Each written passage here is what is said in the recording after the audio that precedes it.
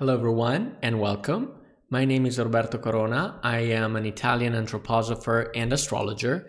And in this video, we're going to talk about the Penumbral Lunar Eclipse taking place on May 5th in Scorpio. This is the second eclipse of the year, and both eclipses of this season are ruled by a Mars in Cancer. This is very interesting. So let's take a look at this year eclipses.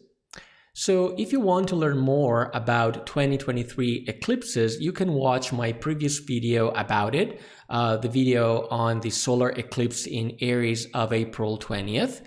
In this video, I am to focus mainly on the lunar eclipse in Scorpio. So the first eclipse was a new moon, and this means that it coincided with the beginning of the current lunation. The second eclipse instead is going to be a full moon eclipse, and specifically the full moon of the same lunation. So this means that they are related basically because they are part of the same cycle. So let's start doing a little retrospective on the first eclipse because a lot happened. The eclipse of April 20th was happening in combination with Mercury retrograde, and this was a mess, especially in Italy. We had a railway accident, slowdowns on trains throughout all the country, and we also had a bus exploding in the street connecting Venice with the land. So it was a mess. This was because Mercury was stationing on the descendant of the chart of Italy. So the descendant is one of the most important spots. So what was your experience? Please let me know in the comments down below. I'm sure that you all have some Mercury retrograde stories. Now, on top of that, Elon Musk's space shuttle exploded during the launching tests because there was a risk of an uncontrolled crash. They say that the test was successful in terms of data analysis. However, we can't say that the end of the test was as good, right? Because they had to detonate the space shuttle to prevent this uncontrolled crash. And I joked about it. This is what happens when you have a space shuttle launching during a Mercury station, with Mercury stationing the day after the eclipse in conjunction with Uranus. And as we know, Uranus rules technology, science, and anything related to space, right? So not an ideal moment to do it. But astronomers, they don't care about astrology, of course. On top of that, we had an update regarding allies sending weapons to Ukraine for defending the country. And what's interesting is that the narrative was stressing on the defensive role of these weapons. And this resonates a lot with this Mars in Cancer, right?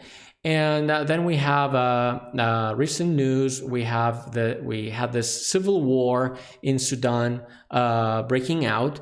And again, this has to do with Mars in Cancer because Cancer is the sign of the mother, whereas in mundane astrology, we can interpret that as the sign of the motherland. And you literally have brothers and sisters fighting each other. This is a civil war going on. And this is happening during, of course, this eclipse season, which started in a very intense way. But this eclipse seems to have at least a better configuration. So let's take a look at the chart of this eclipse. Now, first of all, this is a lunar eclipse. So again, this is a full moon with this sun-moon opposition, of course. By definition, this is a full moon. And this means that this eclipse is going to bring sudden news because the image of the full moon has to do with knowledge. It is the light shining in the darkness, right? So we're going to have an unveiling of hidden truths, especially because this moon is falling in Scorpio, the zodiac sign of hidden truths. So on top of that, this is a south node eclipse. And we can compare the south node to a little Saturn, as they say in the astrological tradition. And this means that we're going to have this effect of releasing the past also through destruction, because the south node can be at least quite destructive rather than constructive as the north node. On top of that, we have this image here of poison, and we have at least 3 components pointing at the image of poison in this chart. And this is interesting because poison is going to be an ingredient of this event. First and foremost, we have the sting of the scorpion. This is an easy guess, right? Then we have the south node, the so-called Cauda Draconis, the tail of the dragon, which is considered to be poisonous as well. And on top of that, we have the moon in conjunction with the star called Zuben el Genubi. This star is Alpha Libra, which means it is the brightest star of the constellation of Libra.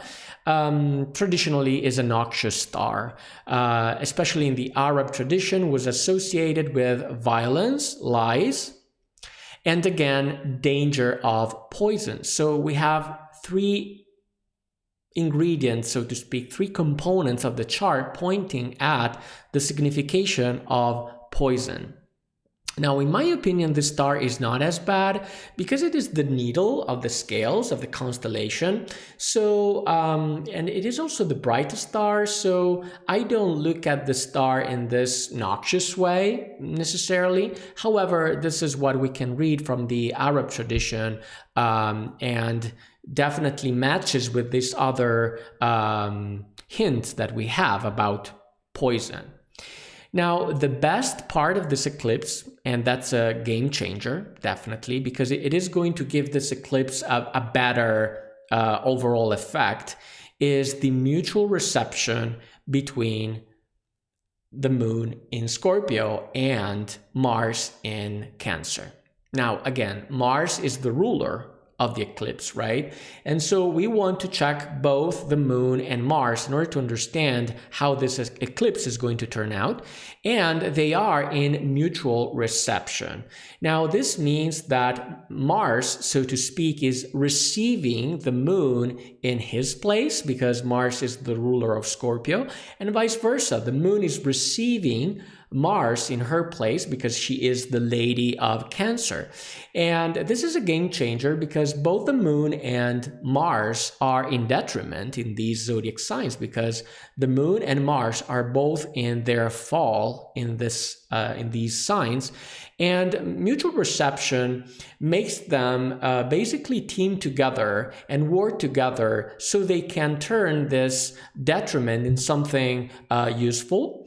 And so they are teaming up, and this is also confirmed by the fact that we have an applying trine, a good aspect between the two. So they are working together to do what? To protect themselves, to protect us, if you will, because Mars in Cancer is very concerned with protection, right? However, this defense, these walls that we're rising, they can become, in a sense, poisonous, because we want to get rid of our opponents at all costs here, and the land might be affected by this poison.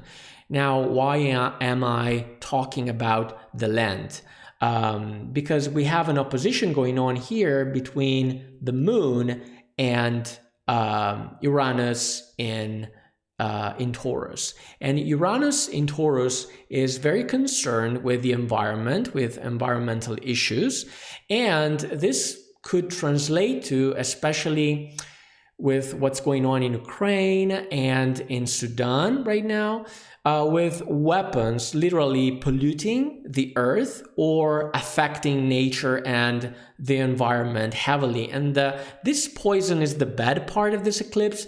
The good part is this protection, this creating this protection at all costs, right? Because eclipses can be intense, but a part of this venom, apart from this poisonous effect, this eclipse can turn, to the good. It can be used for the good. Now, other issues concern the financial aspect, since the Scorpio-Taurus axis is involved. And with Uranus, we can expect cryptocurrencies to be negatively affected by the event. This happened last year with a similar event, an eclipse that basically affected very negatively this world, cryptocurrencies in general. But apart from that, especially with Scorpio, we can say that the financial markets should also be affected. Why is that? Because we need to understand that Mars is still in Cancer, and this means that we have the midterm consequences of a long financial speculation happen with Mars retrograde in Gemini. We had Mars in Gemini for 7 months between 2022 and 2023. And so this speculation already brought some issues with banks, right? And this is not over yet. We need to wait for Mars to leave Cancer for good. So we're still under this effect. So if you want to understand how this event is going to affect you, you want to check 14 degrees and 58 Scorpio in your natal chart to see which house, which area of life is going to be affected by the event.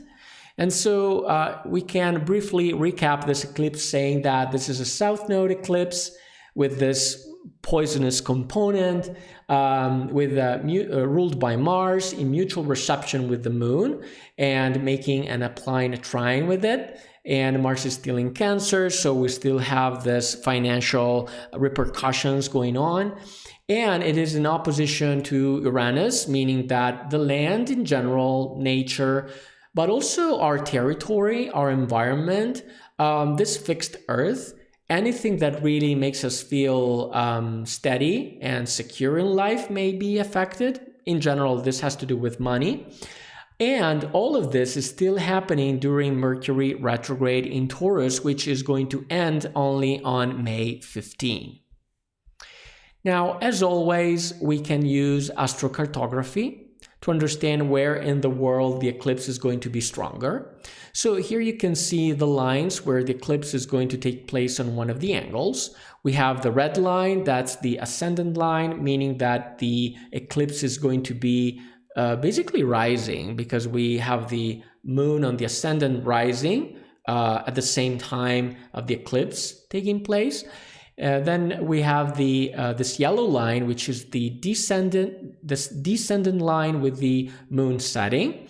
Now the green line is the midheaven line, and this means that the Moon is going to be at noon. And the IC line is the place where the Moon is going to counter culminating, and this is the position of the midnight sun, so to speak. And definitely the most important lines are going to be the ascendant and the midheaven lines, so these red and green lines.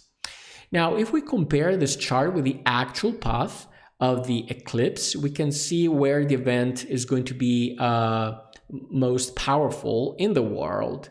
And apart from America and England, as you can see, this phenomenon is going to be visible almost everywhere. The Moon is going to get just a little bit darker. It is a penumbral eclipse, so nothing special about it. However, as I said, the most affected areas are going to be the ascendant line, Italy included, and the midheaven line. So thanks for watching. If you enjoyed this content, please like this video, subscribe to the channel, and turn on the notification bell not to miss out on future astrological insights. I am Roberto Corona. See you in the next video.